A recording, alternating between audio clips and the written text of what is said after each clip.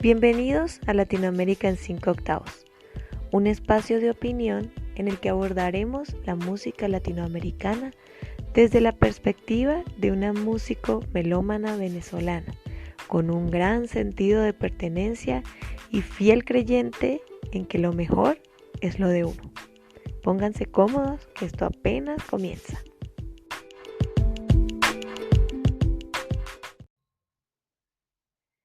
Estamos de regreso con el episodio número 15 de Latinoamérica en 5 octavos. Estuvimos 2 semanas sin episodio y les confieso que al terminar con la música de la bella isla de Cuba, yo pensaba como en hacer una pausa para que los que empezaron hace poco a escuchar el podcast se pusieran al día, pero al mismo tiempo como que lo dudaba. Y no me van a creer, pero se me juntaron una serie de situaciones que prácticamente me obligaron a hacer esta pausa. Situaciones técnicas, para ser específica. Entonces, nada, tuvimos 2 semanas de pausa obligada que les permitió a muchos ponerse al día, a otros refrescar información sobre lo que escuchan aquí y a otros simplemente descansar de mí.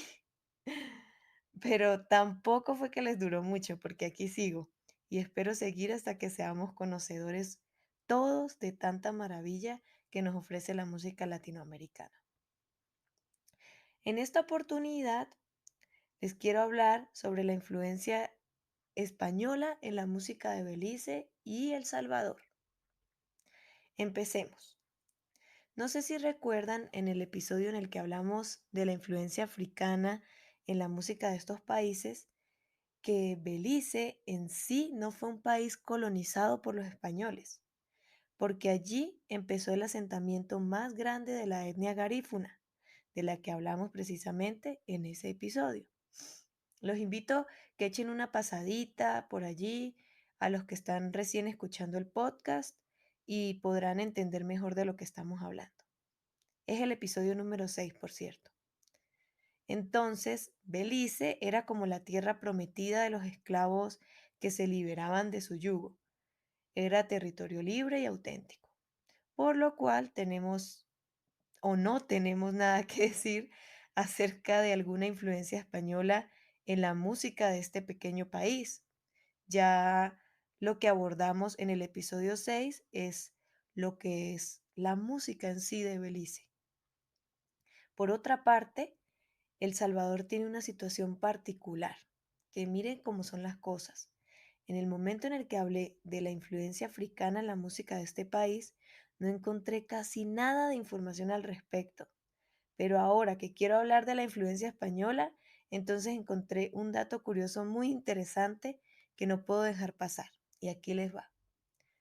Resulta que cuando los españoles conquistaron El Salvador, por supuesto llevaban población africana esclavizada, y más aún debido a que en aquel entonces se veía como inagotable riqueza el cacao en la región de los Izalcos.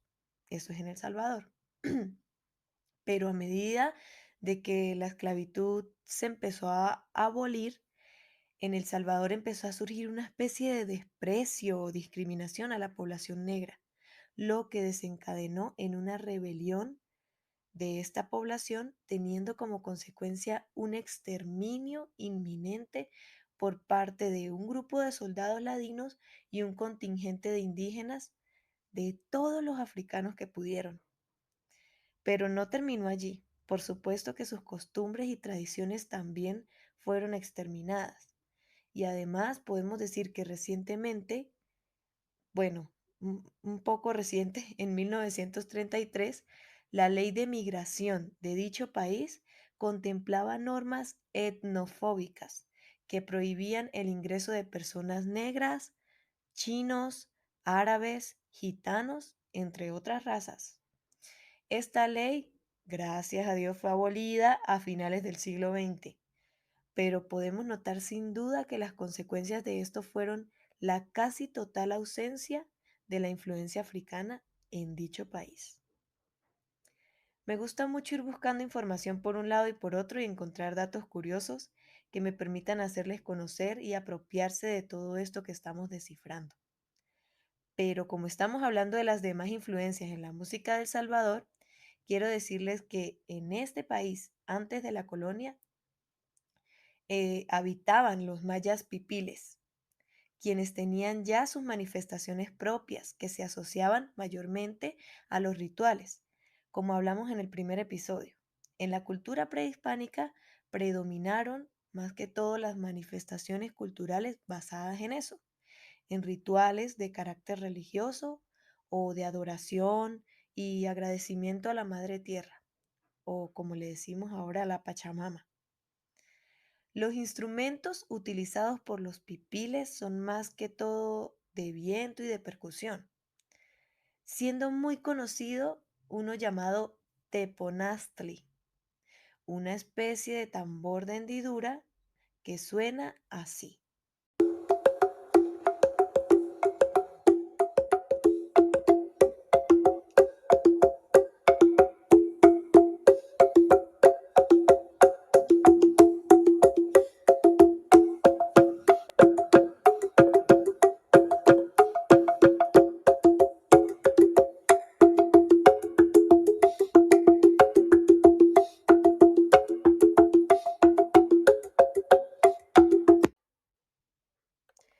Y como este, hay muchos otros instrumentos, además de instrumentos de viento pertenecientes a dicha cultura. En mi búsqueda de información me topé con un video de una manifestación dancístico-musical de los mayas pipiles, donde hacían un ritual de homenaje. Y de verdad es muy interesante. Les recomiendo ver videos al respecto. Pueden buscar en YouTube como manifestaciones culturales de los mayas pipiles y allí les aparecen muchos videos para que ustedes vean que esa cultura sobre todo se mantiene a través del tiempo. Ahora sí, refiriéndonos a la cultura europea y su influencia en la música salvadoreña, hay un material bibliográfico de la autora Marta Rosales Pineda llamado Música, análisis de situación de la expresión artística en El Salvador, del que quiero rescatar una idea muy interesante que me llamó la atención. Ella dice que el talento local y la fuerza de expresión ritual hizo de los pipiles una cultura con gran potencial para adquirir el sistema tonal europeo, así como sus manifestaciones e instrumentos, lo que derivó en el arraigo de la cultura europea a un paso relativamente rápido en El Salvador. Y es por eso que existe como un hueco, un pequeño limbo entre el siglo XVI, que fue la época de la colonia en El Salvador, y el siglo XIX. Ojo, no quiero decir que no pasó nada en esos 300 años, pero sí se puede decir que la documentación sobre las manifestaciones culturales es muy escasa. Es como si están los mayas pipiles con sus manifestaciones y rituales, llegan los españoles y de repente, ¡zas! El sincretismo más veloz de la historia. Ya en el siglo XIX, la composición de música en El Salvador sentó sus bases, pero a diferencia de países como México, Cuba o Brasil, distaba aún de incorporar rasgos propios que le distinguieran del modelo europeo. Es decir, todo era como centrado en ese modelo, todo era hacia allá. Sin embargo, en el siglo XX, gracias a la transmisión radial y a la comercialización de discos, se empezó a sentir un poco la influencia de Cuba y de México. En cuanto a géneros autóctonos del país, podemos hablar del zouk, un ritmo que nació a partir de una canción llamada Adentro Cojutepeque. De este género no hay mucho material bibliográfico, así que lo podemos eh, diferenciar, podemos sacar conclusiones sobre cómo es, a qué se parece, escuchándolo. ¿Sí? Vamos a hacerlo.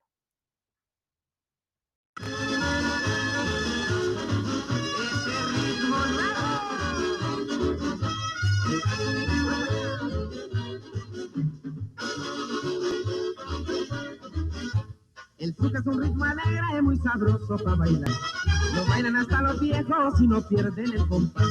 Los extranjeros que vienen también lo saben gozar.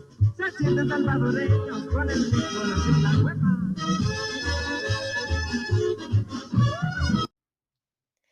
Bueno, como se pudieron dar cuenta, el zouk realmente es un ritmo muy alegre, como dice la letra de la canción.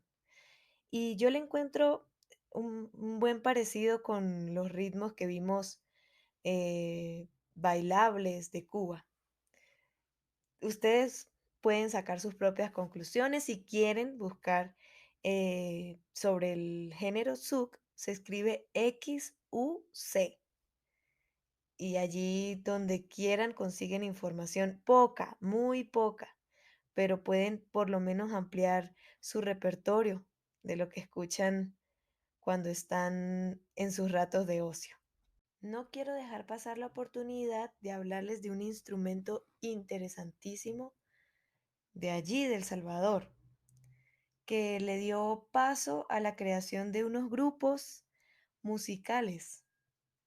Es la chanchona. Es un instrumento así como gordito, grande, de sonidos graves. Tiene 4 cuerdas, se puntea con los dedos y es un instrumento creado allá en El Salvador. Generalmente es construido de madera y pues a diferencia del contrabajo no se utiliza un arco para tocarlo. Este instrumento es muy querido allá en El Salvador, por eso los campesinos rebautizaron al bajo acústico con el nombre de chanchona, porque dicen que ese es su instrumento. Y el conjunto musical donde se toca ese instrumento es llamado así, chanchona. Les voy a poner un pequeño fragmento de lo que tocan en las chanchonas.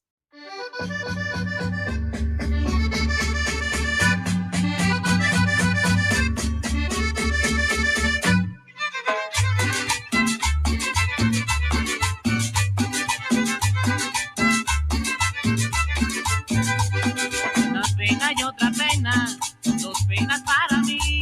Ayer lloraba por verla, hoy lloro porque la vi. Una pena y otra pena, dos penas para mí. Ayer lloraba por verla, hoy lloro porque la vi. Bueno, y por último, quiero que sepan que en El Salvador también existe el ritmo de cumbia, la cumbia salvadoreña. Todos estos géneros son géneros de los que no existe casi documentación, pero están presentes.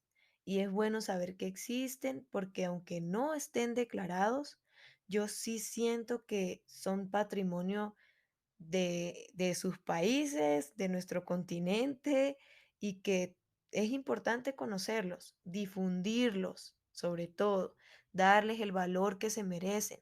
Recuerden que muchas veces no es que los géneros sean feos o que sean de mal gusto, sino que no son difundidos. Y por eso vemos géneros con una calidad musical bajísima, populares y que la gente ama, y también géneros muy buenos con calidad musical impresionante que nadie conoce y que nadie difunde. Así que cambiemos esto, seamos el factor de cambio. Ya con esto me despido. No sin antes agradecerles por permanecer aquí, por compartir este espacio con todas las personas que ustedes creen que lo van a apreciar tanto como ustedes mismos. Y sobre todo, gracias por dar like, comentar, calificar y seguir el podcast. Es para mí todo un honor dedicar tiempo de mi vida en ofrecerles contenido que nos haga querernos, unirnos y apreciar más lo nuestro. Recuerden seguirme en mis redes y continuar este bonito viaje a mi lado. Nos escuchamos el próximo viernes.